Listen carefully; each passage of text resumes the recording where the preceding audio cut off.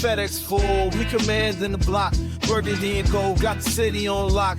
Hustling plays, ain't no need to pretend. DC reppin' strong and we fight to the end. Command is moving, no breaks, no pause. Hands in the dirt, respecting the call. K-Dot and Amit, dissect the grind. District divider with a city in mind. Trying to dance why, don't miss a bit. And you gotta spread the words, or shit is shit.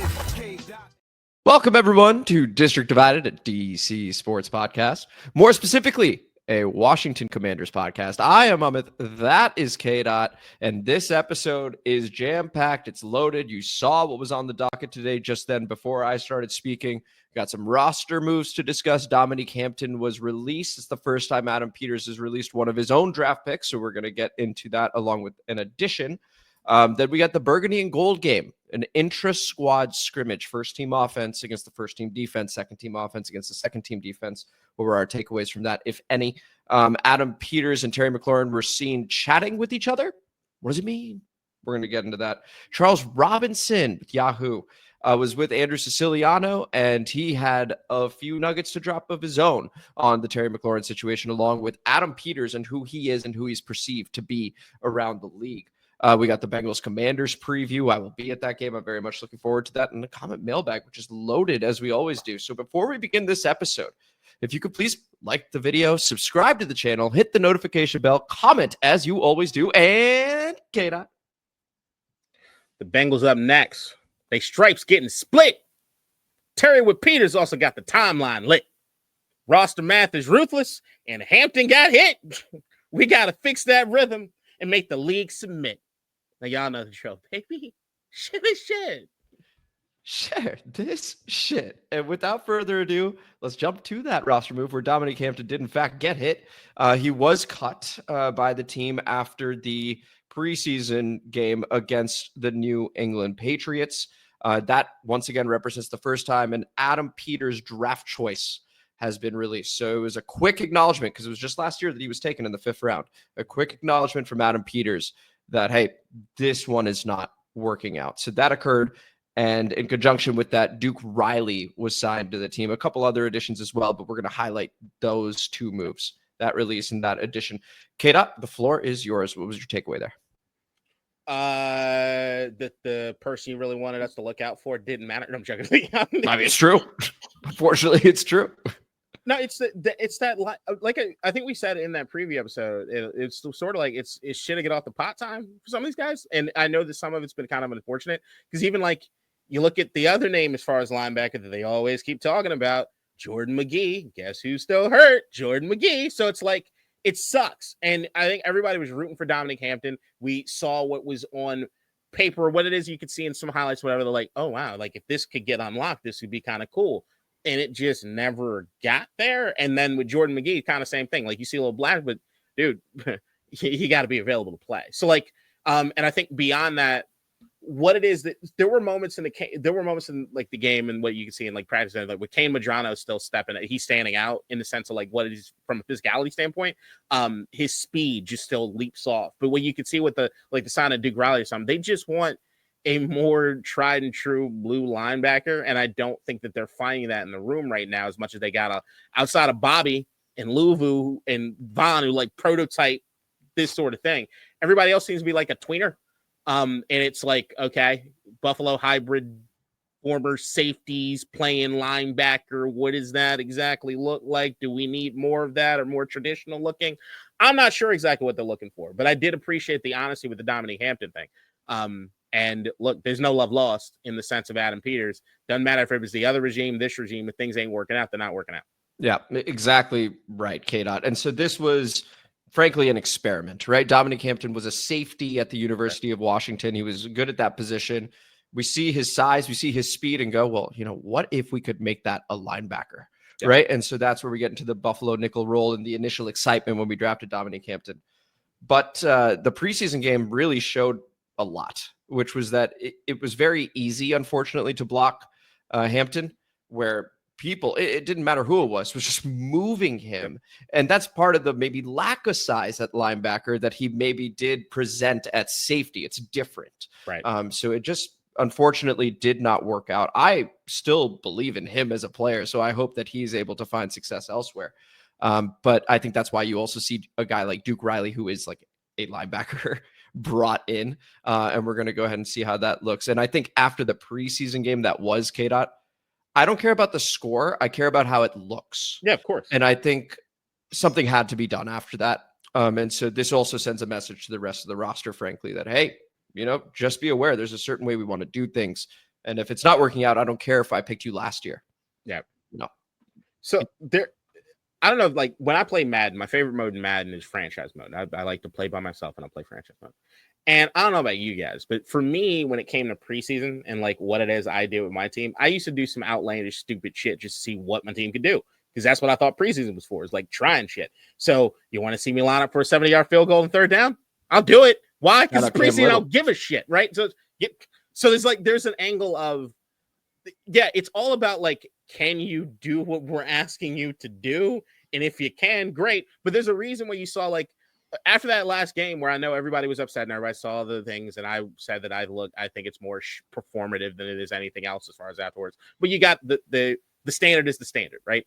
But when you look at Joe Witt and everything like around the game or during the game or anything, I still think he was kind of psyched with what he saw with his corners. So it's like, hey, well, I don't like the effort overall, and we got to kind of do that, but there's some definite things you can take away from it. And that's what preseason is about to be about. Everybody should have their notes, and you're looking, this guy did this thing well, this guy did this thing well, and then you cross over to next week, the things that he didn't do well, did they address it, and is he doing this? It's all about just seeing what are they soaking in from a learning standpoint? What's working as far as training camp? Are they working on the things they did last week into this week? Are you seeing improvements? Are you seeing maybe they're worse at that thing, but better at the other thing? You're just trying to gauge where everybody is in preseason. That's the thing that matters. So if you see it from a standpoint, it's like, there's nothing we wanted to see. Nothing good came of this. He didn't do well as far as you know what it is?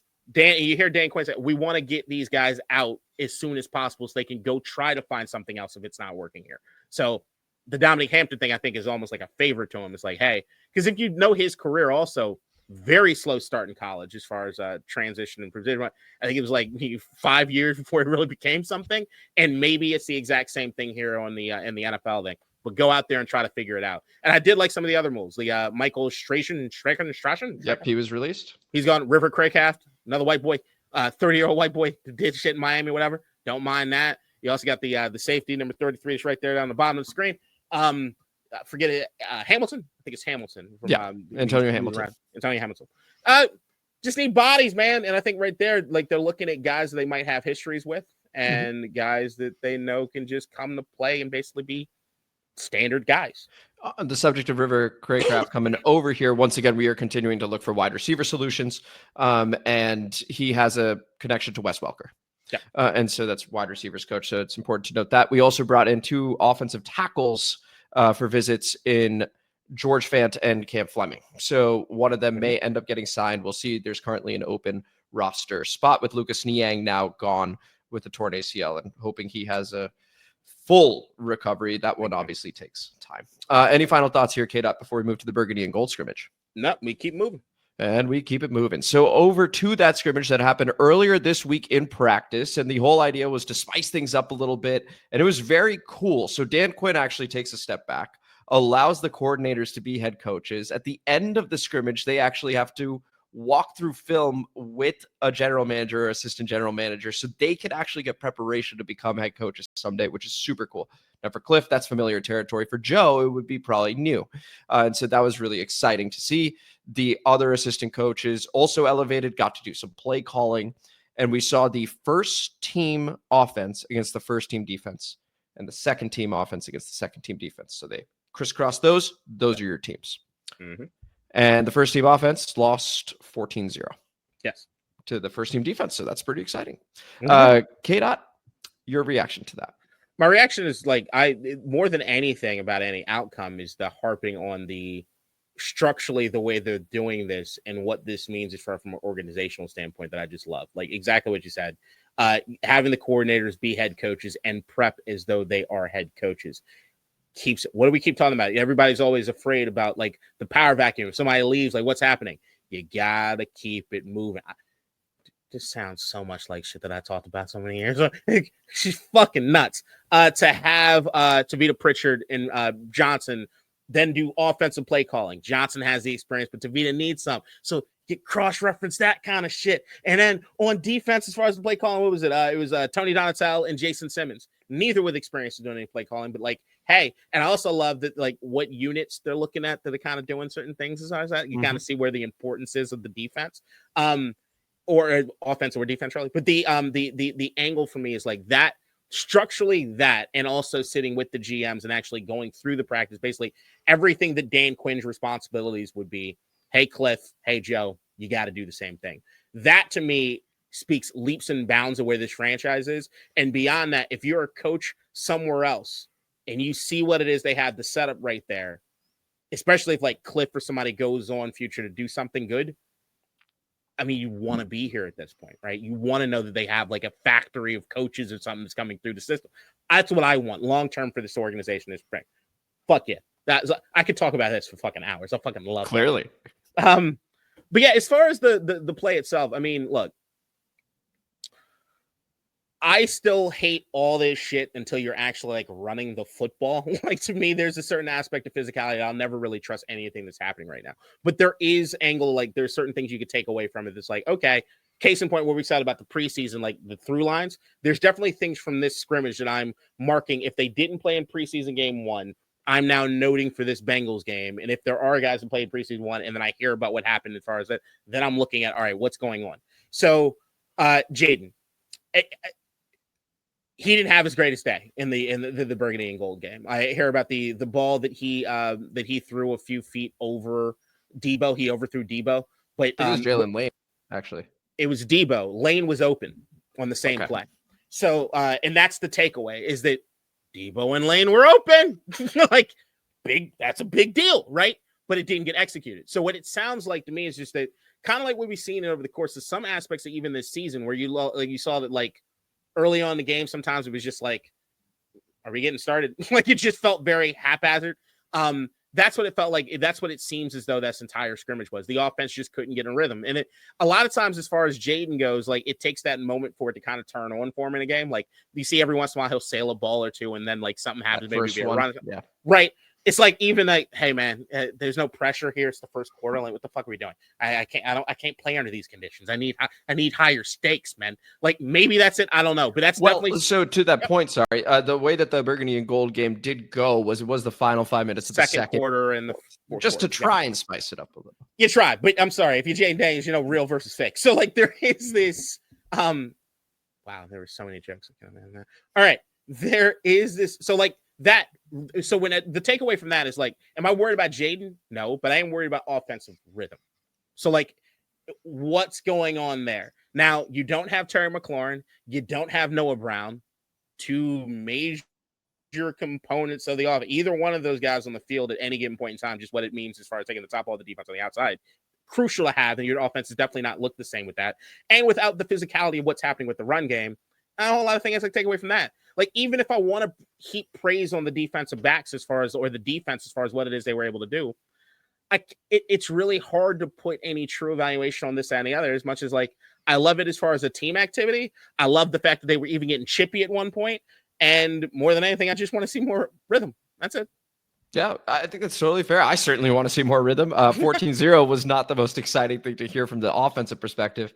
That is exciting from the defensive perspective, especially when I saw a tweet from Grant Paulson, who was there watching the scrimmage, saying that the offense really only almost exclusively completed passes that were screens or checkdowns. Yeah. Right. And so then you do have the one overthrow to Deebo Samuel. And short of that, seemed like the defense dominated. Dorrance Armstrong, in particular, was able to get through the offensive line with ease and sack Jayden. In fact, not actually. They would just blow the play dead, of course. But that is very encouraging from the defensive side of things, because when we look back at the preseason game against the New England Patriots, none of the starters played. Right. So it's maybe the first team defense is in a much better spot right now, which I've said this entire time I'm most excited for and hopeful for. We're going to have to wait and see, obviously, as they went against a first-team offense that, like you said, K-Dot, was missing Terry McLaurin, was missing Noah Brown, was missing Ja'Cory Krosky-Merrill. I'm still high on him. And so we'll end up seeing. Right now, I think it's mostly nothing with a little bit of something sprinkled in there because it is ultimately just a intra-squad scrimmage with just a couple possessions each. But yeah, congrats to the winning team, 14-0. And any final thoughts there before we move to AP and Terry, which was the bigger it's just news there? It's what do you want to take away from this shit? And it's like, I during this era, this time, I got to keep it schmedium. It's just, you got to keep it schmedium. There is no telling what means anything at this particular point. Even adding to those, like, we know Sam Cosmi's hurt, but that's a thing. And Brandon Coleman did not participate in the Burgundy goal game either. Like, there are so many different variables, different pieces, like you can't necessarily attribute to anything. But the idea of the offense with the new pieces that they've added to it, with the lack of a Terry McLaurin or a Noah Brown, as far as the differences there, I wouldn't expect it to look lights out at this particular point in time. I think that'd be almost weird. Yeah. Well, you know what? We're keeping things schmedium, but Commanders Twitter most certainly did not when they saw Adam Peters and Terry McLaurin speaking to each other at practice right there. The lip readers were out on this one, K-Dot. The moment that we were able to zoom in and see, okay, they're talking. Buddy Baker, nowhere to be found. Is this something or is it nothing? I still think it's part of the process. Like, it's just another thing that's part of it. The idea that, like, they're giving each other the silent treatment is not accurate as much as they're not talking about the things they need to be talking about as far as the contract stuff goes. And as I've said before, I don't think it's a good idea for Terry McLaurin to be talking to the front office about what's happening with his contract. I just don't think that's why you have your agent. That's supposed to be the vessel. You do that to keep the personal animosity away from situations. That's the whole point of the agent, is that buffer piece, right? And if you're a good agent, you're toting that line, making sure you're not blaming the team that your player might go back to burn bridges down the road. Like, that's Baker, step the fuck up, man. Like, you step it up.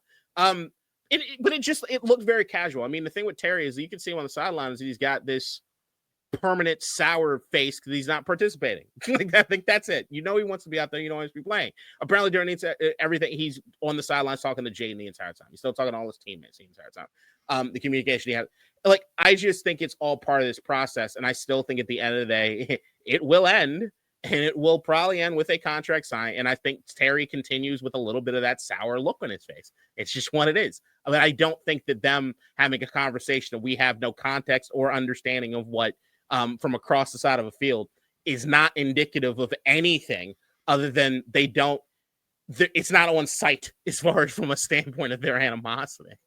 Yeah, I viewed it as mostly nothing. I viewed it as Terry's at the field. Adam Peters is at the field. They have access to the same field. If he's holding in, he's there. So right. Odds are they're talking anyway. This just happened to be caught on camera. I think that's all that is.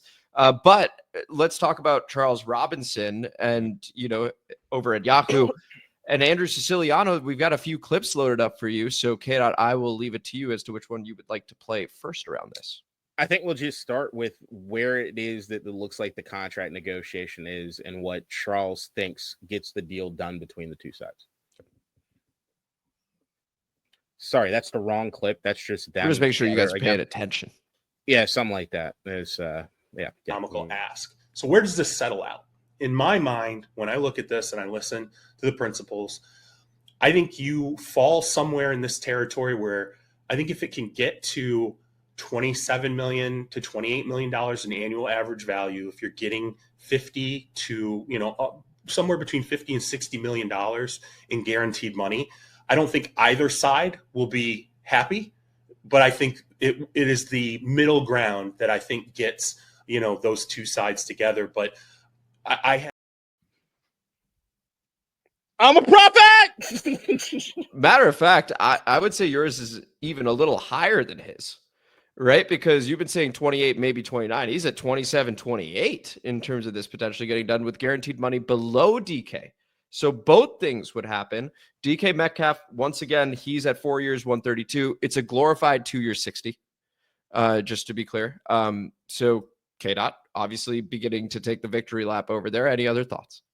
No, once again, I just think that seems like the sweet spot. It does seem as though everything that we've heard is, and even some of the reports and stuff that have come out today and some nefarious sources or whatever, but I still think there's a through line between what we saw from the Eastern Mortar bullshit to now, which is Terry went in the room wanting Justin Jefferson, Jamar Chase money. And I don't blame him.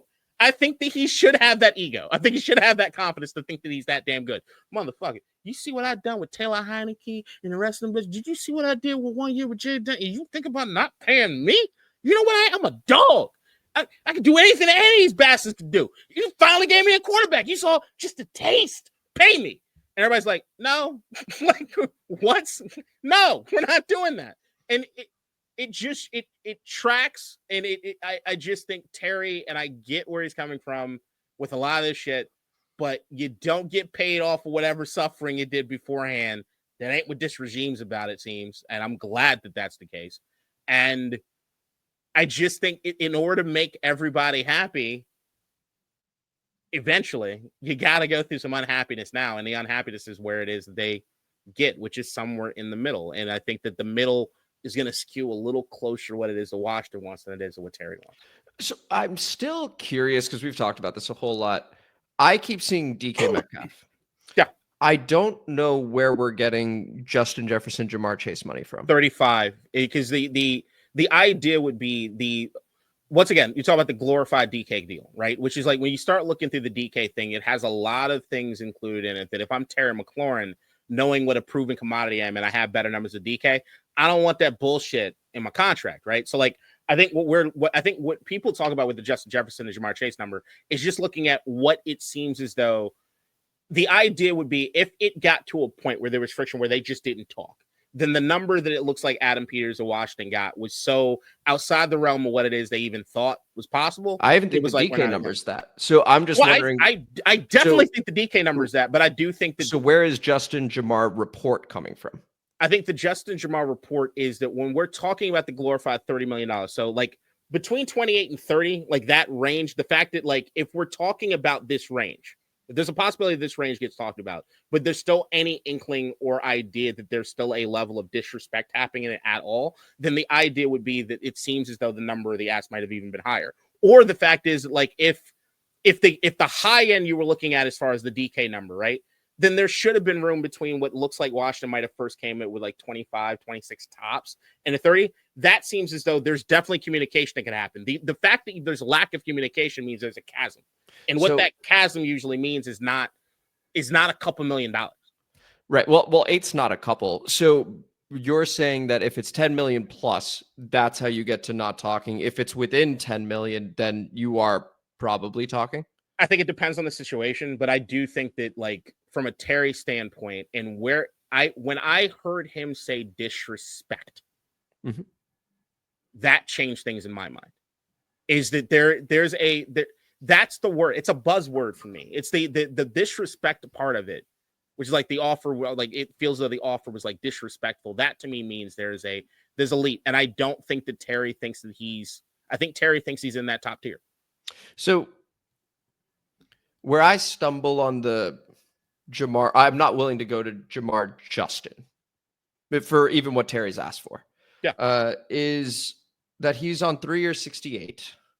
And then we hear from Jeremy Fowler that it's a slight increase that's being offered. So we're looking at anywhere from 23 to 25. Right. So if I'm seeing that, and then I hear Schefter talking about, that DK money and that it could be potentially more than that. And Fowler also saying, I think he's looking at DK Metcalf. My only struggle with the point is I just don't understand how we're leaping to Justin and Jamar. That's all. Because if we have an initial offer between 23 and 25 from the team, and then let's say Terry's at, I want CD Lamb money even. Forget Justin and whatever. That's 34. I think you're getting too hung up on the actual numbers as much as we're talking about ballpark. And well, it's for the chasm such that they're not talking. Because I think the disrespect can still occur at the DK number. No, because that's where we start talking about, in my opinion, this is where we get into Terry's being a little lunatic. In the this is why I say the emotional for asking for the DK number. Yes, I think that starts getting to some territory in which you're being a little overzealous, sir. Like there is which is why I've always, from the very beginning of this thing, I've been harping on. This is not an easy thing because there's not a really good comps, and if you're going to reach for any comps, they're not going to be in Terry's favor. So like from a comp standpoint, you're looking much more towards Mike Evans than you are looking towards the other guys. That's just what it is. That's the way the league is going to look at it when it comes to Terry McLaurin, in my opinion, anyway. When we're talking about the Justin Jefferson number or anything, it's not Terry's asking for $35 million exactly and anything that gets it. It's the idea that Terry thinks that he's in that stratosphere, that the idea would be the conversation around me needs to be in the upper echelon where we're talking about top 5, top 10 to top 5 money per year for a wide receiver. And if that's the case, what I'm saying is that most of the league is saying no, or not most of the league, the Commanders are saying no. And the fact that you think that we're not there with you could be disrespectful. Absolutely not. So like, go back to the drawing board and let's go back to something else. Let's get them more manageable. I'm willing to go with you on the Jamar Justin thing if I didn't think it was an assumption. So I think that DK is reported numerous times. So I'm cool there. I think once we're getting there, we're putting a little too much on Terry's side of things. But it's fine. But that's the thing. Is like, to me, it doesn't matter. Like the idea. No. Hang on. What matters to me is what is as close to factual as possible. So if we start jumping to the next level of, okay, I was right, and we're going to go ahead and say he wants Jamar's number or Justin's number, that's where I'm pushing back a little bit. But that's my thing is like, I think that's the semantical issue that doesn't really matter. So like at the end of the day, in your opinion, when you're kind of mincing through this, there is an angle of, I think because there's an emotionality piece with this, with a lot of the fan bases, I understand it, right? But there is an angle of when the dust settles on this, I think a lot of people are going to want some sort of autopsy on the situation itself, right? We want to know what happened. And I think that there's an idea of like, and I'm going to play this clip next because it's about the Adam Peters side of it, which is, I think when the dust settles, people want to know, who do I blame for what it is that's happening? Was Terry being unreasonable? Or was Adam being unreasonable? I think that people want to know those things in order to kind of move forward what it is they think about the team and your most informed decisions. We do a podcast. You in our new media space is like semi-journalist that we're talking at, whatever it is. You, of course, want that information in order to make sure that you're looking going forward, especially because this is an issue that you fundamentally disagree with Adam Peters on, that we're nickel and diming this at all, right? But in my opinion, and the way I think the business aspect of the league work, it doesn't matter. Like at the end of the day, you have a player that wants a certain dollar amount. He's being told, I'm not giving you that dollar amount. Mm-hmm. He takes it as a level of, I feel mistreated by that. Whatever it takes for him to either feel mistreated, but move the fuck on, or feel mistreated enough to say, I'm not doing this anymore. That's the line. What the number and everything entails is between Adam and what it is that he thinks that line is and what it is that Terry thinks his number is. The semantical details, like exactly where it is the number is or who it is comparing it to or whatever, I think at the end of the day, anything that's crossing the $30 million mark is just not something that anybody's seriously entertaining for him, and especially here in Washington. And if you're starting to throw around words like disrespect or anything, all I'm saying is that it feels as though on Terry's camp, it might get a little more quiet than it does on Adam's camp. Yeah, my opinion on the disrespect, and then you can play the Charles Robinson clip in just a moment. My opinion on the disrespect is just with them not talking. I think it was more about that. That's just my opinion. But why don't you go ahead and play the Charles Robinson clip, because this is quite informative as well. Yeah, so this is so there are two more clips as far from Charles Robinson. I'm going to play one now, which is I might play them back to back. We'll see. But this is on what it is the league thinks about Adam Peters as we're kind of parsing through both sides of this thing. I reached out to somebody who knew Adam Peters really well, and I said, what do you think of this situation? And he said, I think people are going to find out a lot about Adam Peters right now because I do not like negotiating with him.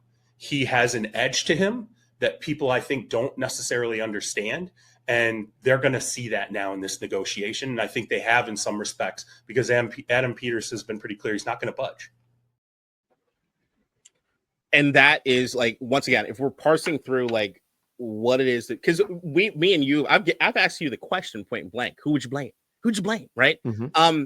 And there is sort of like, if you're on Terry's side in this, or you think Terry has a point, or you agree that Terry should be paid in the upper echelon, to hear that Adam Peters is like immovable on certain things feels, it gives a feeling, at least initially, of like, I don't love hearing that. Like this is one of our guys. Like you might need to come to the table with some things on that. What I hear through that, bigger than anything that Terry McLaurin could bring to me, is that's what I want in my front office. I want a front office that is business oriented. the idea of hearing the things from the Burgundy and Gold practice, from the Burgundy and Gold game, which is Dan Quinn sits down with Adam Peters and they go through the practice tape together. And that to me, look, it doesn't seem like a grand scheme big thing, but I'll tell you right now, it does not happen across the league. I can promise you that does not happen across the league as far as that kind of conversation or that sort of internal thing. So like, but the same Adam Peters being involved in that way or being around and doing all these things, you still need to know for the betterment of the team, I need a guy that is only looking at the dollars and cents or what it is the vision is. And sometimes he's going to be the bad guy. Sometimes he's going to be a prick. Sometimes he's going to be an asshole. Sometimes he might not get looked upon the right way, but that's the sacrifice. It's kind of like, why does Roger Goodell get paid as much money as he does? It's because he's the league's fucking punching bag. He's the pain sponge, right? When people want to blame the league for stuff, he's there to be the pain sponge for the shit that happens. It's just that has kind of changed in the last 2 years with the John Gruden thing, and then follow that fucking story. But from Adam Peters' standpoint, is like that's who your team president. You are the pain sponge. Like you are the guy that's supposed to have the conversation that other people don't want to have because that might ruin relationships. By the way, I totally agree with you. I don't know if So like that's. I wasn't trying to convince you. But No. Well, I'm already documented. I think Terry is worth 3 years, 100 over DK's number, and that if the team did not offer 3 years, 90, and this didn't work out, I would be upset. That's where I've been at over and over and over. I love hearing that Adam Peters is standing firm for the team. I love hearing that long term, right? If he's willing to do it with Terry, he's willing to do it with others. That is a good thing. What I think here is that while it is good, if he is truly immovable, and we'll see, right, as more time comes off, then that also veers into something you said you didn't want. So we'll end up seeing what ends up happening over here. And I respect the dollars and cents portions of it. But we'll see ultimately how immovable he is. If he did move a little bit, we'll find out more as more stuff happens. But I love Adam Peters, as I've always said. There you go. That's great. And I love the clarification. We're not that far apart. We are only apart on one issue and one issue in particular, which is why I'll play this last Charles Robinson clip and we will discuss. But case in point, specifically on this particular situation as far as the mobility, what does the rest of the league think? Well, it's not now, but it would. But then the other team's got to pay him. Right. Thank you. Right there, Andrew. Thank you. That part of the variables in this. No other team wants to pay Terry McLaurin $30+ million a season either. They just don't. And that's I don't mean this as like disrespecting him at all. He's a very, very good receiver. It's just the economics at that position have created this tier, this top tier at $35 to $40 million that is wreaking havoc because everyone's trying to figure out who's in that next tier, how big is that next tier, and then who kind of gets pushed down to a third tier? Where are they at in terms of their age? Go ahead. And that's the thing is if I'm Adam Peters and I know that Terry's leverage right now is solely you need me. And Adam's standpoint is, okay, but you're under contract and nobody else wants to give anything to you. Why do I need to budge? Yeah. You like if this is a contest of not blinking, motherfucker, you better either remove your eyes or like the blink is coming. If that's true, right? Which is a huge thing. I know a lot of people disagree because that's a massive one, right? So if Charles Robinson is right and you were able to talk to all 32 GMs and they all came back saying, yeah, I'm not paying Terry $30 million. Yeah. Then 27-28, Terry, you signed that thing, right? Like that's how that would work. Where I come from is I think there would be teams out there that would be willing to give him over the 30 million. But if Charles Robinson is right, and he's plugged in, he's more plugged in than I am, obviously, then yes, then this absolutely shifts how Terry McLaurin is perceived, right? That absolutely shifts what sort of deal he should take. That would shift if all that is true. Me then going, if you didn't offer 3 years 84, I would be upset, right? Versus 3 years 90. So now the only question is he 100% right on that? And if the answer is yes, then yeah, that shifts things, certainly. And that's, I think also for me is that Robinson doesn't need to be anywhere close to 100% right on that. And the reason being is that this isn't an open market and people in their situations have changed. So it's like you look across the league, and I think the point of contention me and you have had as far as like when to pay a receiver at this age. And I know once again, you don't think it's the same situation because the years on Terry's body compared The tread to on tires. Yeah. Right. Tread on tires, which if that's the fundamental point, I don't have. That is my fundamental point. Right. There's no comeback to that, really. Right. It's just that the league doesn't operate that way. So like so I'm looking at like what the league has typically done, which is looking at age and the way the contracts do, compared to you want them to look at tread on tires, which might be even a better way to do it, but it's just not what the league is doing. Okay. Which I agree that's not how the league does things. Right. So once again, just going to what it is that Charles is right. And like, how right does he need to be for this to be true in this case? Right. So you look across, when I'm looking at that contract sort of situation, I'm looking at past experience and like what it is that like you're looking at in the development of the team and the quarterback or what have you. When you start really looking around the league for situations or spots from a salary cap standpoint, from a quarterback development standpoint, from where it is the team is that you'd make this move, there's not a lot out there that really does make sense as far as Terry McLaurin goes. Like I think the number one team that everybody keeps going back to is the New England Patriots aspect of it, right? New England, they signed Stephon Diggs. You can't really name another fucking receiver they got on the team. That feels like it would be a fit, right? And I think that maybe there's a possibility of that, but I think the other thing that people don't understand about New England just yet is how fucking cheap Robert Kraft is. So, like, at the end of the day, that motherfucker's only got he's got a quarterback on a rookie scale. We gonna pinch them dollars, dog. So, like, there's that. So that is an organization you got to kind of look at with a grain of salt. It's the same way you look at certain areas. Arizona is not going to pull a big move because they're cheap bastards, right?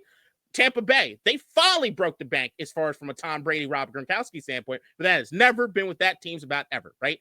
Then you look across the rest of them. If you're going to bring in a Terry McLaurin, in your opinion, or in somebody's opinion, if you're looking at the age and the way that we're doing at it, then that means I got a window. That means I got a window. I'm getting Terry because I think I have a window. So look. No.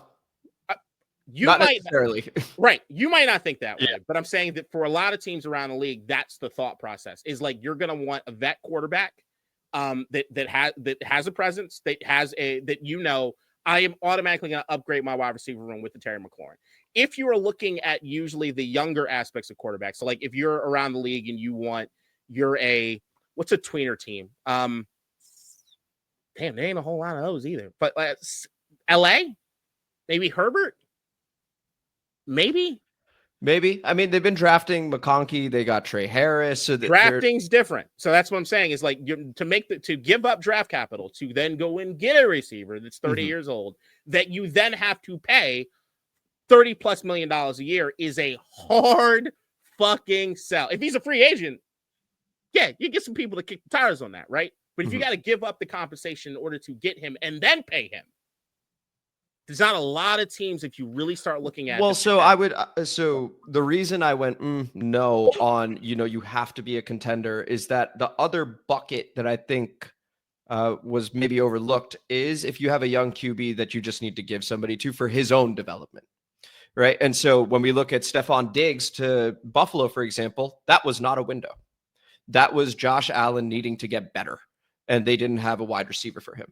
The moment he did his first year, he takes off. But up until then, it was a question mark. How old was Stephon Diggs? Stephon Diggs was probably 26, 27, right? But my point with Terry is that if you know he's going to be good for 2 more years, you do. And that's where we're going to differ, right? It's the point of contention on the tread on tires. The league's on my side is basically what it boils down to. Yeah, I don't know about all 32, but yeah, most of them are. Enough of them. A lot of them are going to go, no, I'm not paying Terry McLaurin that amount of money. It only takes one to do it.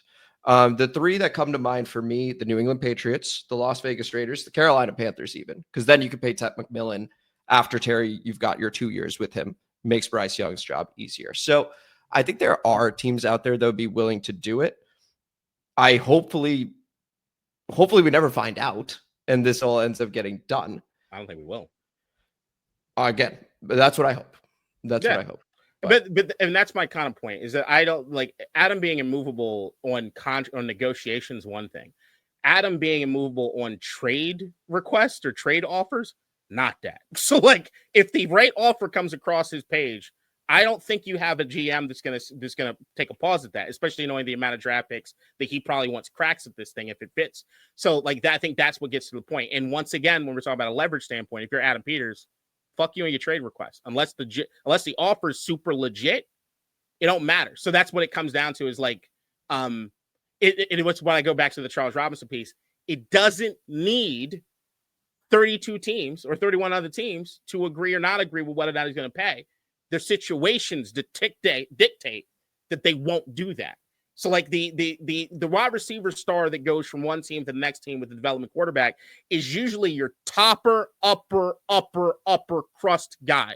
Tyreek Hill in Miami. Like you get shit like that where Terry's never been that guy. He's not that guy. Like I love Terry. He ain't Tyreek Hill. He just ain't. So like, or the way that people look at it, he's not Tyreek Hill. Yeah, we talk I'm not about saying New he's England, Tyreek. right? We talk about New England, that situation. You look as far as Vegas and their situation.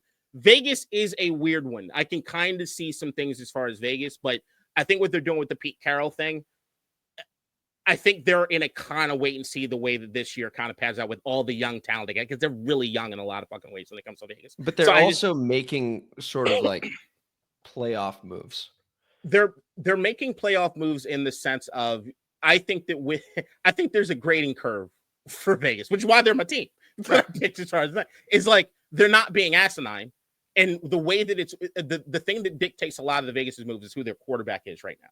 It'd be a different thing if it was like a young cat, but they went and they got Geno and they got Pete Carroll, which if you do those two things with the other guys they have on the team, you're supposed to be better. But I mean, you look at Brock Bowers' second year, Ashton Gentry, first year, the defense, a lot of questions, especially in the secondary, but you got Max Crosby. They're a weird one. So like if you're Vegas, the same way I look at Washington, when people look at like the Laramie Tunsil, Von Miller thing being like, Adam Peters thinks we're in a window. It's like, okay, but you need to address those things regardless of where you're at in your developmental process, right? So that's where I look at a lot of what Vegas is doing is like they want to be competitive and they want to be fun because Tom Brady's not going to want to be around a loser. But I think I don't see necessarily them doing that. And if it is, well, I don't know it what sort they of have. fits the personality of the franchise potentially. If we're talking I don't think about Terry fits the what a personality. Raiders move is, for example, Right, but they're doing different things now. So like that's what I'm saying. I think it's a bit too soon to be able to say that, but that's especially if you're okay. trading for Geno Smith, right? Like there's also that element of it that just, you don't have to do that. But anyway, Titans They also had another the worst possibility. quarterback situation last year. Oh yeah, it was much worse last year. It's much worst, better now. The worst. I don't know. The Titans one was pretty bad. Will Levis was literally like on his knees, not even on his knees, chucking it Lord knows where. I would say the Titans had a slightly worse one. I like Mayo, boy. I know you do. I know you do. You were super high on him in the draft. He's fun to watch. He's not boring. The worst you can be is bad as boring. Be bad and fun. Jameis, love you. Any final thoughts over here before we move to Bengals Commanders? It's gonna get done, man. I still 20. I think 28 is the number I keep settling on, and I think I'm gonna keep it right there at 28. If Charles Robinson's right about the other teams, then I agree with you. Then it does get done. That's where I'm at. All right, so let's go over to the Cincinnati Bengals and Washington Commanders. That's on Monday night, so it's a standalone game. Dan Quinn has said some starters will play. Zach Taylor, the Bengals head coach, has said, yeah, the starters are not only playing, they're playing up to a half. Okay, so you're going to see Bengals offense, Bengals defense for a full half as they look to avoid a slow start that they are now known for when it comes to starting season. So K-Dot over here, players to look for. What are you looking for over here with this preseason game? All right, so I'll do similar to what I did last week, but I'm trying to perfect the form as we're getting. This is practice for us too, right? So I'm trying to figure out what the layout's going to look like as the stuff comes out.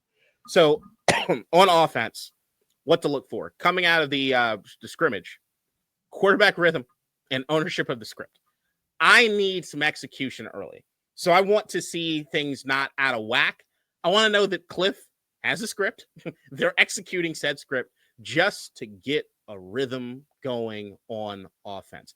I just want to see, like if I'm seeing misses, if I'm seeing Jayden having to get to the second window and pause and have to scramble and do things, while that might look good come regular season, that's not what I'm looking for in this preseason game. I need them to start getting on a roll and build momentum. I just want to see them capable of doing so. And I think that'll be highly important to see that. Whether be even if it is the quick passing game that they were saying it was the case in the scrimmage game, I just want to see them execute something out of rhythm. Third down identity without Terry. Once again, I look at the same cast of characters from last week. Luke, step it up. Jalen Lane. I need to see you get like Gallup did it week 1. I was fine with what I saw with Gallup. He ain't a starter or anything, but I liked what I saw. I still need to see, especially with Jayden out there, if Luke and Jalen Lane can get some separation. The same thing I said last game. I just want to see a first down. I want to see a couple first downs. I want to see those guys moving the chains. I want to see what that looks like. I'm not worried about Deebo Samuel and what's going to happen with this offense. And for me, with Deebo Samuel, the less he gets hit right now, the better for everybody involved. So Lane and Luke, I want to see them execute or at least convert a first down here and there. That'd be dope. Separation, win, catch, run, first down. Need that a couple times. Benny, Mr. Senator. Another week. You didn't do anything bad last week, but remember, in that, zero's not okay for you. You got to go above.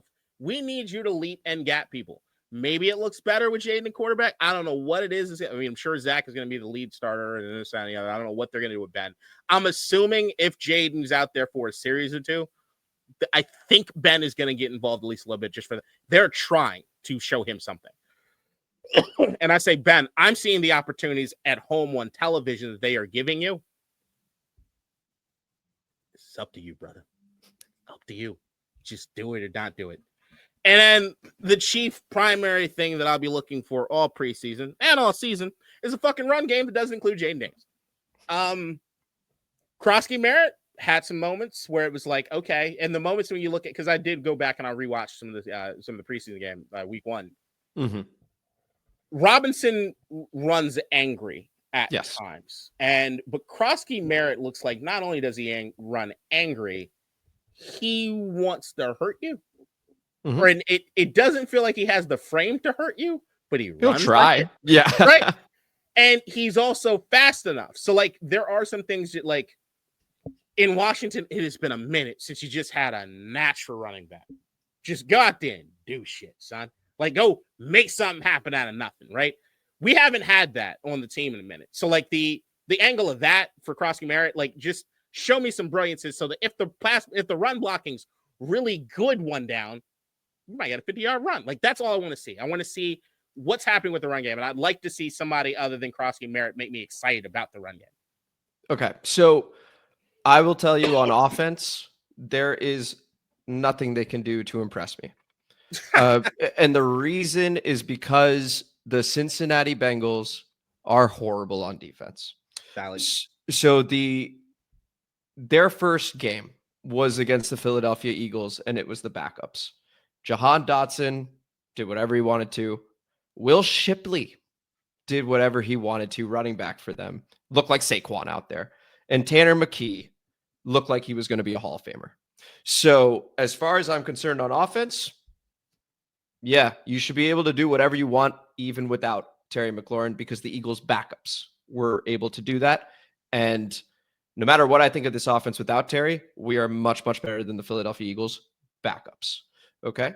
So that's where I'm at on offense. Where I'm particularly interested is the defense, because you do get the opportunity to go against, for a half, Joe Burrow, Jamar Chase, T. Higgins. This is exciting. Okay, we've got this revamped secondary that we're a bit more excited about. Marshawn Lattimore is healthy. Trey Amos had a really nice first preseason game. Mikey Sanders still in the slot. By all accounts, through training camp has been outstanding. How does it look? Will Harris, kind of a quiet name so far in training camp, right? I haven't really heard a lot about Will Harris. Not a bad thing, just to be clear. Wow. Just haven't heard his name. I haven't heard him getting burned either, but let's see what that looks like over there. So I'm very, very excited for the opportunity on defense, because if they end up looking bad, well, okay, it's the Cincinnati Bengals. I don't blame you, but there's nothing but upside on the defensive side of the ball in this matchup. So that's the way I'm looking at it. Stage medium. about everything, guys. It's preseason. But yeah, on defense, secondary, are you legit? You're about to find out. That's going to be important. Physicality at the line, also important. Can you get pressure on Joe Burrow with your front four? I'd like to see it. I'd like to see that interior pressure. Newton, you going to carry over? Can you do it again? Can you do it again? Can you do it again against the starters and much better starters? Can you do it? Like, that's what I want to see. In these short bursts, are there any brilliance? Do we see pass breakups? What's the coverage looking like? And to me, the most important thing on defense is something I always go to. It's something I saw a lack of in preseason game 1, but I let a lot of stuff slide because of the lack of starters that were there. It's something I pointed out in all 22 last year, especially early on in the year. Communication. I need to see Cincinnati's going to throw some shit at you. And I need to see when somebody goes in motion or this happens, are they communicating? Are guys rolling off the right way? Are guys already in midseason form with the communication between the linebackers and the corners and this, that, and the other? Are they making the moves necessary? Because early on last year when they had all the guys kind of with the new system or whatever, you could tell they were not doing what it is they needed to do to get people in the right positions. And it was something that caused Joe Witt a lot of consternation early on in the season where it was like, yeah, we're just not doing what it is we need to do. That's why you saw a lot of the rotation setups and changes and all kinds of things. I just want to see them communicating. And the last unit, unless you have anything else on defense. Oh, that's an excellent point where you're about to go. Go ahead. Special teams. Show me you're competent. Thank you. Show me you're fucking competent. I don't need anything special from my special teams. Tressway, do your thing. You're not when I talk about special teams, you're not included. I'm just talking about the rest of them. You're Tressway. You're your own category, brother.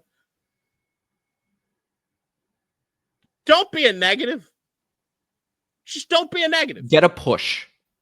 Just if every single one of the kickoffs is a touchback, we start the same position, I'm fine. Totally fine with it. If we could just keep them, no touchdowns and anything given up, just kind of keep them, just put some pressure on them, just get some, you can miss a tackle, but get him before he gets past like the 40. If Actually, you can do that. The one thing I would say is I want to see 0 touchbacks because I want to see these guys cover. It's the preseason. So it's like, okay, go ahead. Stop them. Because touchbacks, we should, by the way, the moment the season starts, I want to see as many touchbacks as possible. But right now, I want to see what we can do in terms of stopping these guys. You're 100% right. From a pure preseason, let's see what shit looks like standpoint. Yeah. Fine. Dude, you're 100% right. Matt Gay don't miss shit. And the other thing on special teams, it is another thing I'll be looking at, and something I did not talk about when it came to the Burgundy and Gold game, but was a takeaway. Jeremy Reeves. It seems as though he's kind of positioned himself in really, really good territory on the defensive side of things. If I could add to that, K-Dot, just a little more context as well, he's getting a lot of work with the ones right now. So he is really impressing people at this time. Which means also less Reeves on teams. So the good point. And we talk about Jeremy Reeves in the upper echelon across the league as far as special team players, and it's usually a very rare thing that you have 2 people that cross those lines. Nick Ballore also in that category. You're missing one of those 2. You're missing something significant. I'm telling you, all it takes is 1 or 2 guys on the special team to really change that entire unit, and be completely honest. Mm-hmm. The rest of them just got to be disciplined enough and consistent enough. But you can do fine if you just got 1 or 2 special guys. But Reeves is, when you brought up Will Harris, is like, I was thinking about it, was the Reeves, even that preseason game 1, it seems like something might have turned for that boy. And if that's the case, and if he can play with that same level of tenacity, but understanding what's happening conceptually with the defense, stay away from the miscues and errors as far as the high and the low that he can get, and just play consistent, we might have ourselves something. And it's got to be said that when we were looking at players to pop last season, the coaching staff talks so much about playing fast, not thinking out there. Right. And we know Jeremy Reeves' work ethic. That's never been in question. Ever. Right. So he makes the Pro Bowl as a special teamer. So clearly the guy works on it. But now, if he's been working on the defensive side of things so that he's just playing fast and not thinking, that work ethic is now clicking defensively for him in this scheme.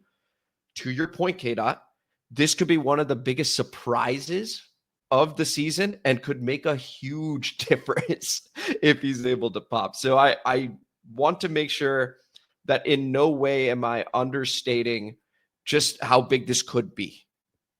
Like, I actually really rate Jeremy Reeves, especially after what I saw last week. That looked like a totally different player to me. I was like, if you told me his name was just something completely different, I'd be like, okay, yeah, that's a new player. Like, that's how different he looked to me. It was really cool. Like Tyler Owens was supposed to look like that. Yes, that's true. Did you mute somehow? I can't hear you. Sorry, I muted myself because I was coughing. And now I cough. The Reeves, you can see Reeves on teams.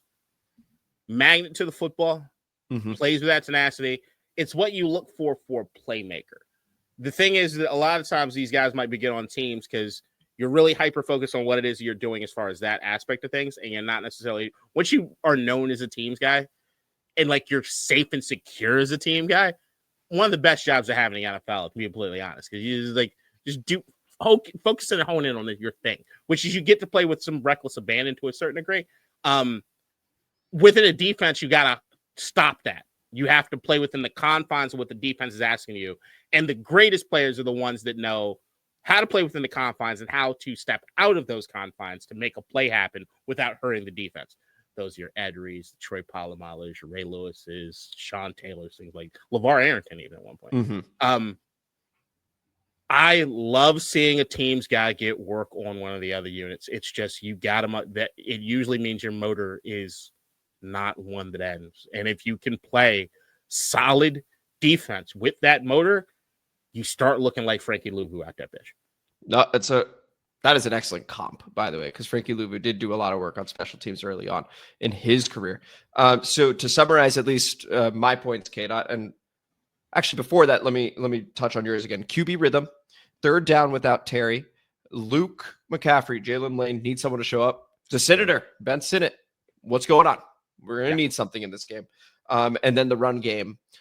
Can we get it going? We're looking at Brian Robinson, who runs, with some anger, and then Bill, who runs, he's got some vision and footwork there, but he will try and run you over, even though he doesn't necessarily have the frame for it. So it's the offense. My point on offense is no upside in this game, plenty of downside possible. If they struggle, I will be like, okay, what the heck's going on? On defense, no downside, all upside.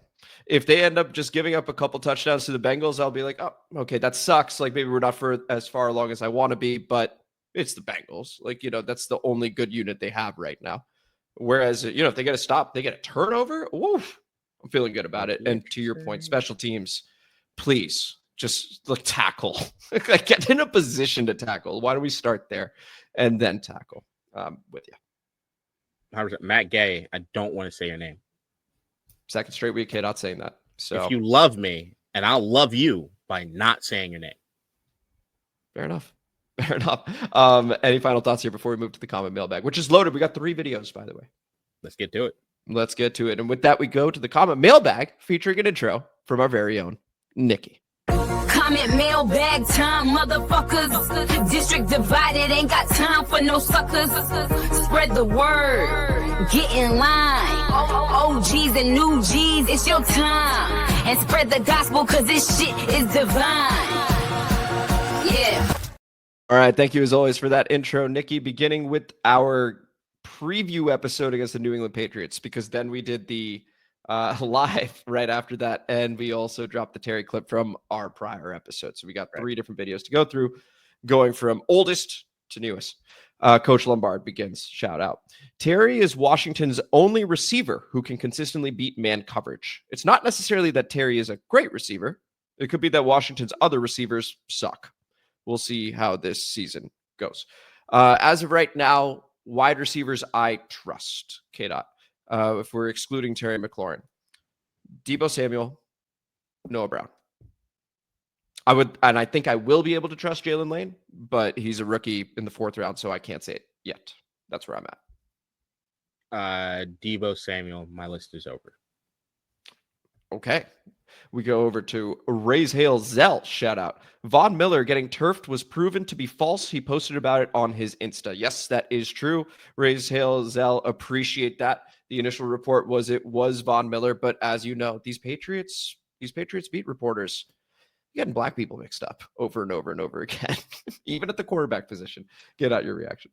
Boston doing Boston things. Nebs Terrify, shout out. At the 50-45 mark, we all love that almond-headed demon. I think he's talking about Terry. It's just hard for me to deny the points K-Dot brings.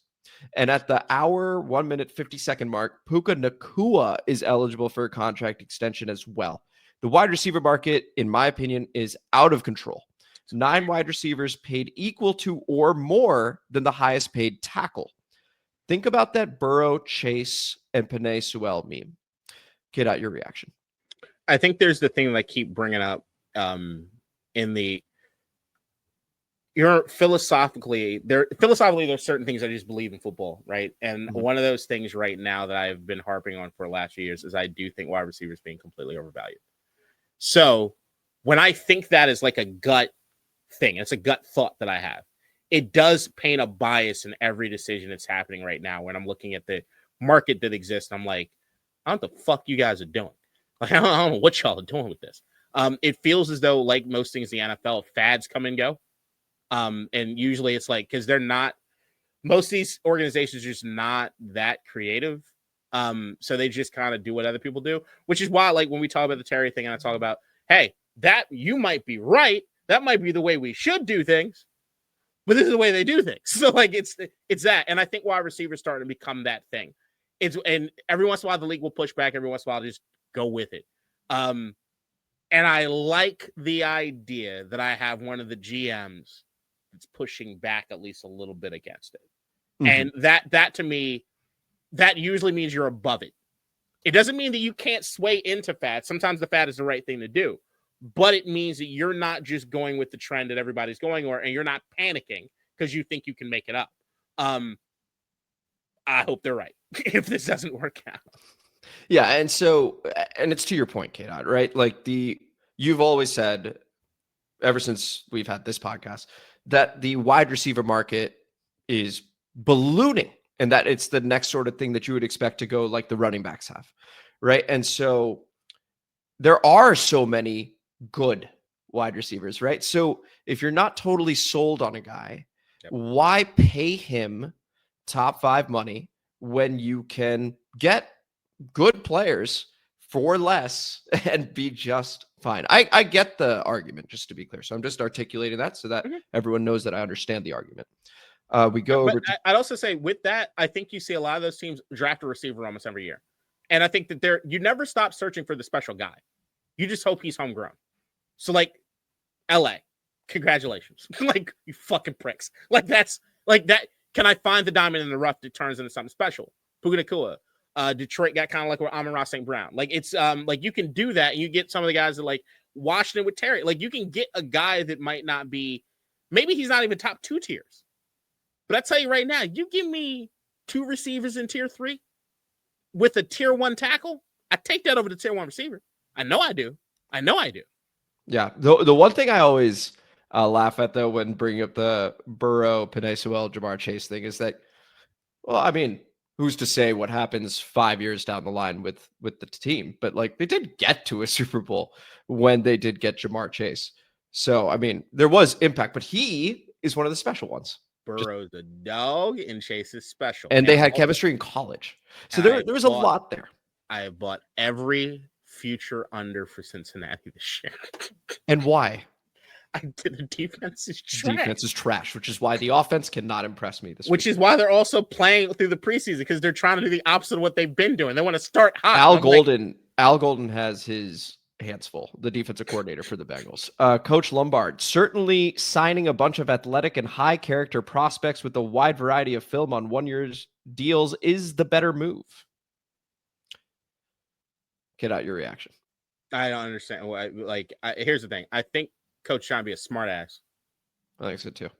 So I'm not going to acknowledge it. So what I'd say is, like, Yeah, depending on the situation, it could absolutely be the best way to do it. I mean, a team got into the NFC Championship game that way against a team that didn't do it that way. So different ways to skin a cat. Fuck off. different ways to skin a cat, indeed. I think we sort of resort to it. And once again, when Adam Peters does hand out a 3-year deal, he trusts the player. We've seen that with Dorrance Armstrong and Frankie Louvu, and I want to say no one else so far. So unless I'm missing one, and guys, feel free to let me know. Kinlaw sucks 1 out of 3. Oh yeah, Kinlaw. That's right. And Kinlaw, TBD. Tony. Right. Shout out Tony OG. If 17's hold-in continues, do we think there will be chemistry or timing issues with Jayden Daniels for a few games? Get out your reaction. I think there's timing issues, period. But the I don't think that these will necessarily exacerbate them entirely too much. But and that's the was it Coach who made the comment about Terry being the only receiver that can beat man? Yes. What is beating? What does beat man mean? Well, this is beating man coverage. Does that mean like that's getting pretty straightforward? So it's just a completion. Completion means you beat man coverage. No, not completion. You could beat someone one-on-one and not get the ball. No. All right. So hold on. No, that's what I'm saying. So as long as you complete the pass in man coverage, you beat man coverage. No. What I'm saying is that the way I'm viewing beat man coverage is you have a route to run, you beat the corner on it. Whether the throw is made or not, you have won the route. Right? So that's the way I view it. Yeah, I don't see Terry as a dude that does that consistently because of the contested catch angle. But I think his point's correct that no one else does. No one can. That's my point, is that no one can get completions regardless if they meet man or because they can catch, they can track the ball a little way. And James has that touch when it comes to Terry. There's a combination that just works there, right? And we want to keep feeding on that. So yeah, that'd be a thing. But from a timing standpoint or what have you, that's not necessarily been what I've seen Terry had the most success within our offense, was from timing plays. It was like Terry's out there. He's out there. They get the ball out to Terry. He out there. Because we were on, how many weeks were we on the podcast? We like, can y'all get the ball to Terry like earlier? Can y'all do like some short passes, some slants and stuff? Like, can we get the timing and the rhythm down? And they tried as the season went on, but it wasn't something they stuck with. Was that this past season or was that a couple of seasons ago? Because a couple of seasons ago, no, it was very much he is our only good player. No. Hold on. We said the same thing throughout the case when it came to Terry McLaurin. There was a difference. One was back then, you had a situation where with Eric Bieniemy, all he wanted to do was throw the ball down the field. When it was like Sam Howell and all those guys were doing it. So we were calling for, hey, to help out the quarterback getting his brains bashed in, how about we run some slants, right? Yeah. For a timing thing. And then before then was, hey, guys, Taylor Heineke doesn't have that strong an arm. Maybe we shouldn't do that. Maybe get some timing things with Terry. So, like, that's always been the Terry McLaurin thing. It's just up until last season where you see, like, some of the screen stuff that worked, some of the short game stuff that worked in spots. He definitely had some highlights that were that way.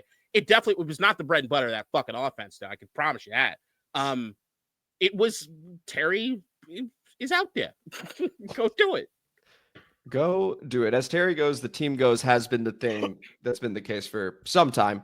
Jayden Daniels was able to show that, that's one way to do it. And we also have other receivers that are enabled by his quarterback play. So I think the thing would be Cliff Kingsbury offense, I don't think is one that I've seen designed to make Terry McLaurin a star.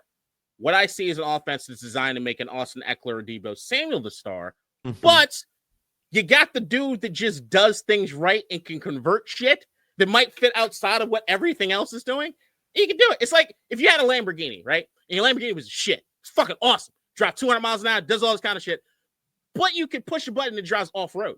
You don't need it, but it could do it. It could get you to your destination. Maybe you come across something. Maybe the road is fucking blocked and you need this other thing that doesn't fit anything else this thing does, but it does it so fucking well. That's Terry. Terry doesn't Terry's the button.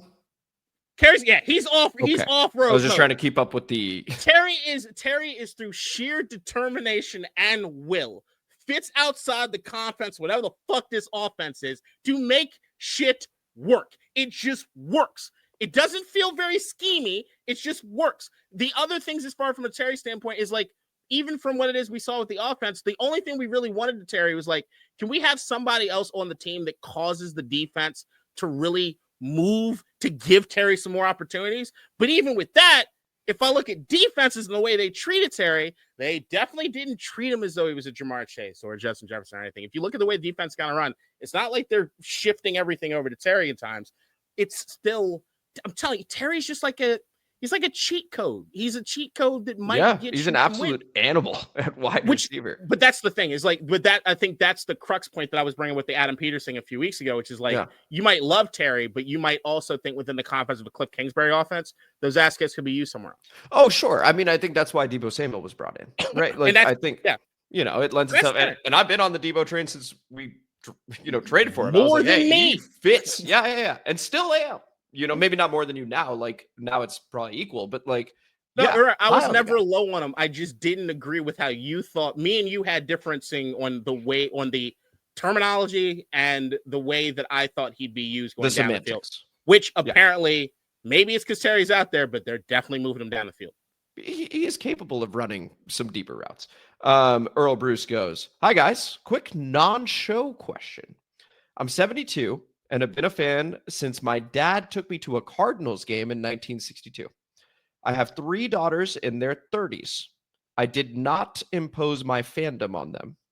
I also have a 6-year-old son and a 1-year-old daughter biologically. It's important. Now I find myself steering the 2 youngest towards Commanders fandom. We took a trip to the first practice open to the public this year, and I spent a ton of money on Commanders stuff for them. Their mom says that I was wrong for doing this. What do y'all think? Also, how did you become Washington fans? Get out your reaction." Why is he wrong for doing it? That's what I'm trying to figure out. Is it the No, that's what their mom said. Right. That's what I'm saying. But their mom said that they were. I'm asking, why was it wrong? What was the interpretation of anything being wrong? I don't know. I guess if his daughters got to pick. Maybe the kids, the sons needed to do it. Yeah, daughter and son should be able to do the same thing. Got it. All right. My philosophy on this is sometimes parenthood does not need to be fair. It does not need to make sense. It's I gave birth to you and I feed your motherfucker, so you get to listen to whatever it is I say. That's how so when I was a kid, my brother and father were diehard Redskins fans, diehard, everything decked and all that shit. And because I was a colossal little prick of a child, I refused to agree to be a fan of the Washington Redskins because I had to be a little curmudgeon. So I was a giant 49ers fan, huge 49ers fan. But the entire time I did it, I realized very shortly, because I was always a very insightful kid as far as looking internally. I take responsibility for my stuff, unlike you and your thoughts about women or other kind of problematic things. You're always like casting out. But I came to the conclusion that like a lot of like Cowboys fans in the area, a lot of people that are fans of teams that don't make any sense, it's just daddy, mommy, look at me. And once you snap out of that shit and you realize that like my father's trying to steer me the right way. Like I'm from Washington, D.C. I it's been here my whole life, and my dad trained me not to be a little asshole, not to be a hoe. Like that's what he did. He forced it upon me, and like that's what you do. You can be guys like, say for instance, we got somebody who's been on the show a few times, Brendan Jarvis Nichols, lives in Washington, D.C. You can look him up. Easy there. Raised a Packers fan. And we ask, why are you a Packers fan? And it's because my dad's a Packers fan. And then you find out the dad story, and that motherfucker's from Missouri, a stone's throw away from Kansas City, and he wanted to root against somebody in Super Bowl I that all of his family's rooting against. See, rooted in bitch acidness.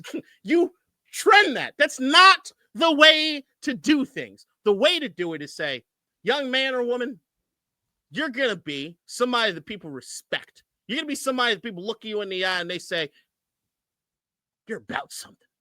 And about something is rooting for the fucking hometown and your team. And the team has got lineage. And the team has also got Jayden Daniels on the motherfucker. It makes it very, very easy to do so. Very, very easy. Earl, what I think, you did nothing wrong. I think it's totally fine. You got kids. You want to get them Commanders gear. You want them to be fans. I see no problem with that. It's your role. You got your to. Role. That's 1. 2, how did I become a Washington fan? I was 4 or 5 years old, and my dad was downstairs watching the Redskins play the Cardinals. And I didn't really get it. I'm like 4 or 5 years old, so I just run down there. But I remember oh, this may be problematic, enjoying the logo. And, What about it specifically? well, yeah, that's why I was laughing. So it was literally just a bird on a helmet and then the Skins logo. And I just remember being like, I like that team. And then my dad was like, they're from here. And so then I was like, oh, even better. Like, they are actually from Washington, D.C. This is our team. And he said the other team's in Arizona. I was like, where is Arizona? I'm fine. And he's like, it's very far to the left, which I think is one of the best things he's ever said. And so from there, honestly, every single Sunday, I think I said more prayers about the team than I did for myself, right? Like, grew up mix of like Catholic, Sikh, religiously confused, all that stuff. I'm praying to everybody. Let's get this onside kick. And you know, we had a lot of onside kicks in the 90s and 2000s. So yeah, that's how it happened. Rest is history. Out of curiosity, did anyone at some point tell you that on the Redskins helmet was an Indian and you got confused? No. Okay, I did think about it. Checking out. No, I did think. I was like, well, maybe, but no. I pretty quickly figured out Native American. All right, stop. Good question though. Vindo, our linebackers suck laterally / coverage, and we don't have the depth if Bobby Wagner goes down. However, looking back at it, I probably would split linebacker and cornerback at 10. I think we're back to the fate chips. Yeah. I just trust our corners more in critical situations than our linebackers with the beefed up D line. On offense, though, I do not trust our running back position whatsoever. And quite frankly, you shouldn't either if we are being real. Having a 7th round pick already taking snaps at RB1 in camp just goes to show how depleted that position, even though Bill does show promise, is. Additionally, I do not think our O-line is built for a strong running game outside of Daniels, to your point, K-Dot. They give off great pass protection, which is good, which I'm good with since we got one of the best throwers in the game currently. I appreciate the feedback. And if we're to go back, I'd give quarterback 50 and linebacker and corner 5, just because I haven't seen them yet. That can and hopefully will change throughout the course of the season. All love to y'all. Stay safe out there in DC. K-Dot, your reaction to that comment? I agree on a lot of things, and I also thought we should probably give Jayden even more points than we did. But with the run game, I agree with you as far as the blocking on the offensive line itself. There are some things with that. I still think that you can do the short game to set up the run to a certain degree. And if you have a guy like Bill that can, that's a slasher and can cut and you do whatever, it gives you some opportunity, some halfback draws or anything to really break something that might be a little better than EB. You don't need to be stellar at run blocking for it to be an improvement over what it is we saw last year if the other things are working properly. So I'm not in panic mode about the rushing attack. I just don't think it'll be as good as other aspects of the team. So that's it. For linebacker, I think that the defense, if you were worried about the defensive line itself, then yes, you should absolutely take down the numbers that you have for the linebackers. Because at the end of the day, a lot of what it is that happens with the linebackers are going to be predicated on what the defensive line is able to do. And if you look at majority of the core defenses now, nobody's really trying out 3 linebackers in any way. It's like 2, 1 sometimes, and then you get a bunch of safeties or corners, whatever, when you're playing different types of defense.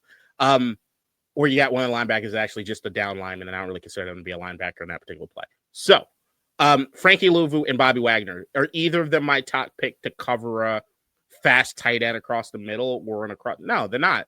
But that's where, if other things are working the way they need to, if we're able to get pressure the way they need to, and if some of these safeties, who we have some safeties of bigger girth, or you have a linebacker who might be like a K. Madrano with speed, that's what I think they're looking for in the sense of like a hybrid thing to take care of that aspect of it. But as far as lateral speed and everything when it comes to rushing attack, the problem that I saw was that they weren't getting the right penetration or have the right gap discipline on the defensive line, which caused a lot of terrible angles for Louvu and Wagner. That's not to say that they didn't both have moments last year where they took bad angles, but it was an exception to the rule, not the rule. And I'll just, because we got a lot of comments as well, but what I will say, Vindo, is I appreciate the explanation, you explaining that the lack of depth is what has you concerned over there, along with the inability to be able to cover and pass situations. So that now makes a whole lot more sense to me. That makes sense. So shout out the 50 chips on the quarterback. We're going to go over to the Terry McLaurin latest, which was a clip from that episode, but it's more specific to, of course, Terry McLaurin. So we go ahead and begin with Tony. Shout out Tony OG. I really want this Terry deal done. But if it means we get more District Divided videos, I'm here for it. So that's Tony over there, which, hey, yeah, more District Divided. We're going to look for clips that K-Dot and I both enjoy, and we put them out there for you guys so that you can see more specifically in case you're not watching the entire thing. Does it mean I want this deal done too? That's where I'm at. K-Dot, your reaction. I want the deal done, and I don't want to do any more Terry episodes. Same. DJ up to Demons and Twos. Shout out. I'm tired of the mansplaining of Terry McLaurin needing to be paid for having PTSD of Commanders past during a contract year. I'm tired of Terry McLaurin crying every other year for more money. I got 4 thumbs up, K-Dot. Your reaction. It's where I think I'll go if another Eastern Motors promo gets put out with him shitting. Which I'm not rooting for. Right. That's where I'll be. But right now, all I see is somebody that I think went too far in one aspect of it. Mm-hmm. Beyond that, this is just negotiation. Yeah. In terms of him, so the last bit, I'm tired of Terry McLaurin crying every other year for more money. The last time this happened, he was in a contract year. He got an extension. This time he's entering a contract year and he just finished being an all-pro. Typically, when you're an all-pro, you do end up asking for more money. Even if it's not your contract year, you can look at Cam Hayward at Pittsburgh, who was quoted as saying, hey, you either want to be a Pittsburgh Steeler or not. A month later, he's like, oh, yeah, I was an all-pro, by the way. I want more money. Whether it's right or wrong, just to be clear, it is a standard practice in the NFL that once you're an all-pro, you're probably outperforming your contract depending on what it is. So you want to capitalize on that. But I get where you're coming from, DJ up to Demons and Twos. I do. MF Quotes goes, I wish Terry was not dead set on the $30 million per year. Instead, just worry about the guaranteed money. I'm probably the biggest Terry fan, but it's unrealistic for us to pay him more than DK. Just because the Steelers are dumb doesn't mean we have to be also. I want Terry to retire Redskin, though, and I got 5 thumbs up. K-Dot, your reaction. 4 of those because he said Redskin. I want a deal done. I agree. The DK Metcalf money's crazy. I don't have a whole lot to say as far as the guarantees. I know that I don't know enough about the salary cap and the guarantees and how to push money to actually do math on that. So I don't want to say anything completely off on that, but I think there's room to get a deal done. I do think it's going to require Terry McLaurin relenting just a bit more in the office. Yeah, I agree with that because between the two things, what I see less likely is the team getting to 30, right? Which is what I'm hoping they do because I still think that ends up aging well with what I believe his production will be based on the tread on tires. Right. So therefore, in order for it to get done, it would mean Terry swallows some pride and takes that 3-year 84, or what Charles Robinson said, 3 years 81. I'm doing the math right on that, right? So we will see what happens. James Bonato, 2836, shout out. You don't think Terry is causing friction? You cannot be serious. He's holding the entire team and the entire city hostage over this crap. This whole franchise was turned around, and he's spoiling this feat, bringing everyone down. 3 thumbs up on that one. K-Dot, your reaction. None of this happening is all that serious to do anything to put a hamper on all the great shit that I saw last year. And if it's doing it for you, you need a therapist. Can I just jump in and just quickly say I agree?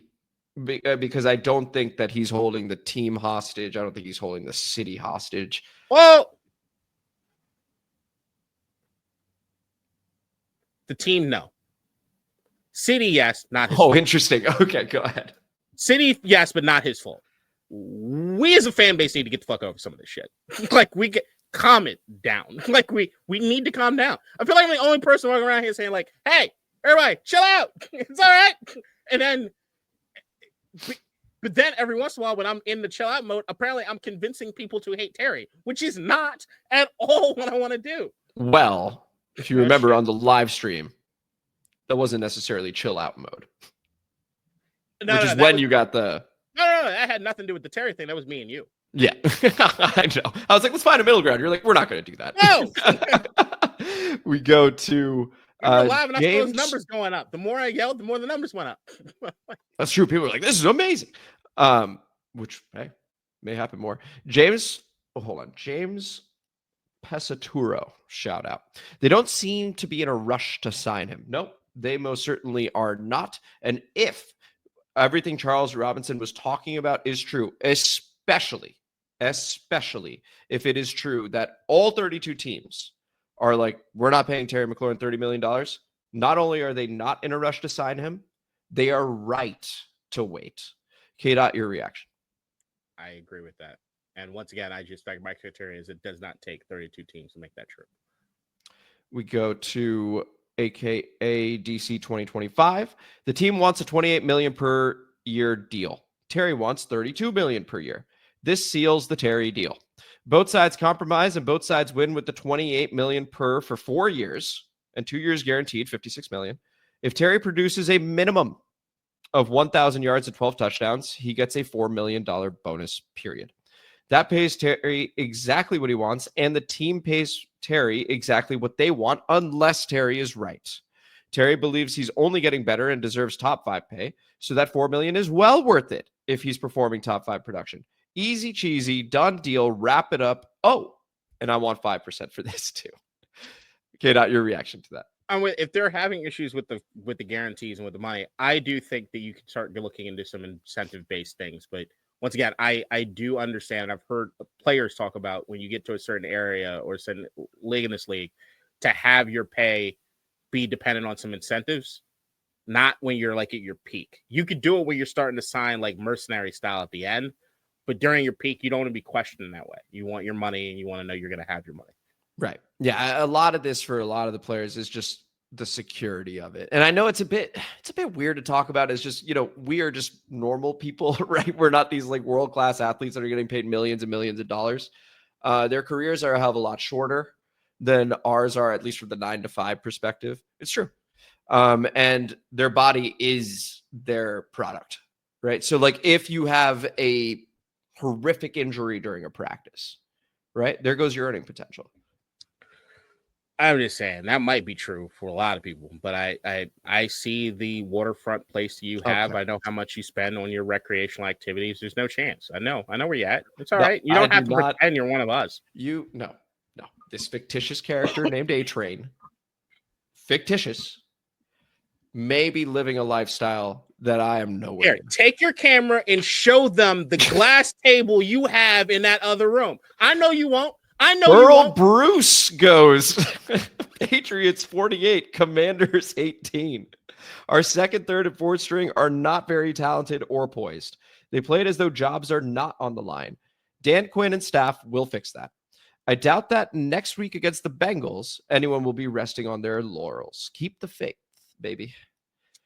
I think it looks different when you got some starters out there and you got young guys and guys without talent with something to feed off of. I don't think they had a lot to feed off of. I think that looks different. I don't think effort's going to be an issue with this team.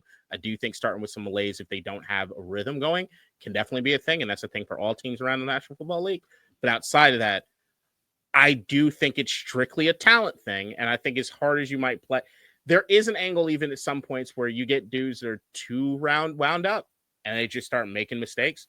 There's a balance you got to hit. And I do think with the lack of people that we know are going to be in the starting lineup last week, some of these guys are just never going to be more than the third string anything in this league. They just don't have the talent for it. So, once again, I just don't take a lot out of this first game. Yeah. So, and once again, just for more context, the Patriots did play their starters for 2 possessions, right? On both sides of the ball, I believe. And we played our backups the whole time. Yep. Yeah. And so where I was a bit pissed off was that there seems to be a pretty significant talent gap, if we're going that route, between our backups and seemingly their third stringers. It just seemed like, I was like, are you serious? Like, how the hell are we picking these players?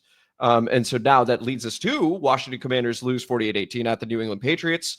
And it begins with Janet Major shout out. People, no starters played. This is preseason. Last night's game meant nothing. Earl Bruce replied, absolutely. Who had just said, keep the faith, relax. I think we already touched on this a little bit, but Kate, any other thoughts there? How many games do you think they win last year if Marcus Mariota starts all of them? If Marcus Mariota starts all of them? I'd have to think about it because there were a lot of one-possession games. Mm-hmm. One of them of which he won. Mm-hmm. Let's see. Probably 7. The team's not good, guys. Like, we have Jayden Daniels. Jayden's awesome. The Hawk TV. These games are a reflection of the folks that pick the talent, the coaches, and the players themselves. Therefore, I disagree with K-Dot in that aspect. Preseason matters, and that's a fact. K-Dot, your reaction? Don't disagree. I just think that all context matters. We are in year 2 of a rebuild. We're in year 2 of a rebuild. Here's the Hawk TV with one more. I'm in agreement with Amit. This game was an embarrassment. This was a time for Fringe to step up and make their presence known. This team is top heavy, which is not a good thing. K-Dot, your reaction to that, and then I'll go. It's not a good thing, which is why, and every conversation we have about this team, I keep preaching that we're looking at long term. This team is not where it needs to be right now. If we win a Super Bowl in next year, everyone there should be a rash of names in hospitals. Everyone should be named Jayden or like Jadina or some shit. Like, it needs to. That's how colossal that is. He becomes a literal football god at that particular point, because I don't know what kind of voodoo magic his motherfucker would pull off to do that. We don't have the depth that you're supposed to be competing at those games. You're not supposed to have that. With a war of attrition over the course of a football season, you're supposed to have depth. Those are the guys that make it to the upper echelon and make it past a certain point. If you look at that historically, it's usually the case. Would not be for us from a depth standpoint at all. So the one thing, because I went with the talent gap, I was like, all right, well, let's say, that's true, whatever. I don't subscribe to that, though, where I think that even if there is a gap, I don't think it's this wide, right? Okay. Like, especially backups against backups, or like second string versus third string. I think it's probably closer to this. And so that's where I get into, as coaches, right, making sure that you are putting these players in a position to make a play, right? If they don't end up making the play, that's one thing. So, for example, when Chris Moore dropped it, I wasn't like, that's a lack of effort. I was just like, okay, Chris Moore just isn't it. That happens, right? Like, that happens. When I saw the special teams, for example, and it was just Travion was gone the moment he touched it from the 5-yard line. It was like, okay, I don't think that's a talent thing. I think that's pure laziness, is the way I saw it in terms of the preparation for that game. It just looked like 11 guys that just met each other, right? And they've had training camp, which is more time than just meeting each other, right? So that's where I had the issue. It's not the score, it's how you look. And I don't think anyone's so bad that it should have looked like that. My thing with the talent thing is there's a reason you are playing with third stringers in a preseason game. Like, that's what I'm saying. And backups. And backups in a preseason game. If you have the starters not playing, you have second and third stringers playing majority of the game, and then you have a special teams unit comprised of whom? A special the teams of unit. Those. Wait, sorry, say that again, Kate. I was reading the next one.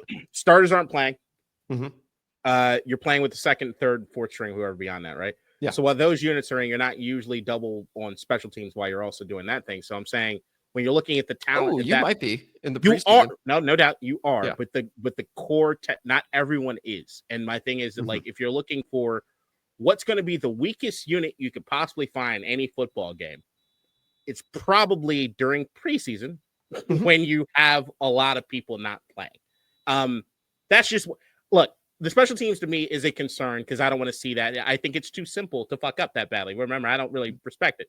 So, there's that angle of it. But beyond that, I just think I do think this team is top heavy, and I do think Jayden Daniels is literally carrying a lot of this shit.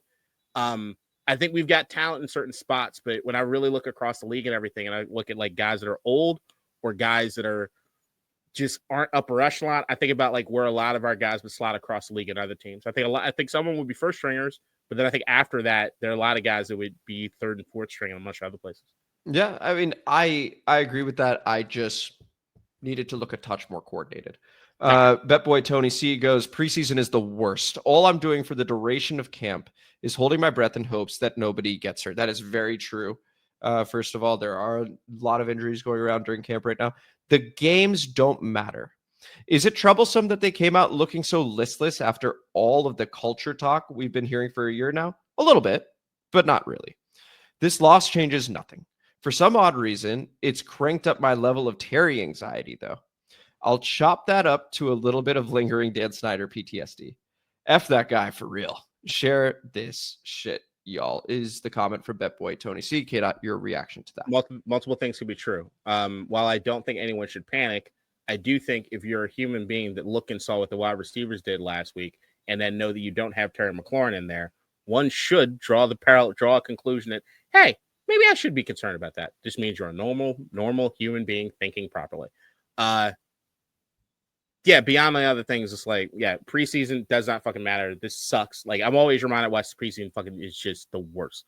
It's because you miss football so fucking much and then you watch this dumb shit. So, like, I am now committed to watching the games with 2 phones, or at least a phone and iPad. One for ass and then one for notes.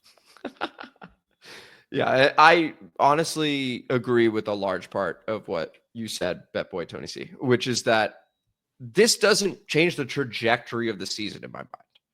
It was merely, it's our first football game in a while, and we came out looking totally flat and disinterested. That's where I was just like, oh, okay, well, then what is the culture talk about? Right. I think we'll be fine. But like, that was my raw reaction in the moment, which was just, what the fuck was that? And so that was the comment mailbag.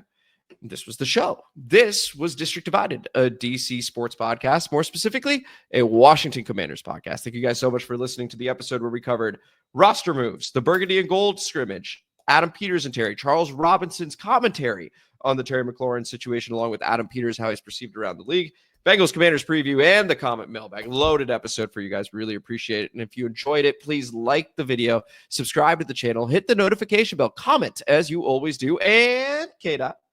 Next episode, I'm going to challenge myself to not cursing once. And I want everybody to hold me accountable to the fact that I'm saying this right now, if you made it this far. And then share this. Oh, I got to figure out another word for shit. That's what I'm saying.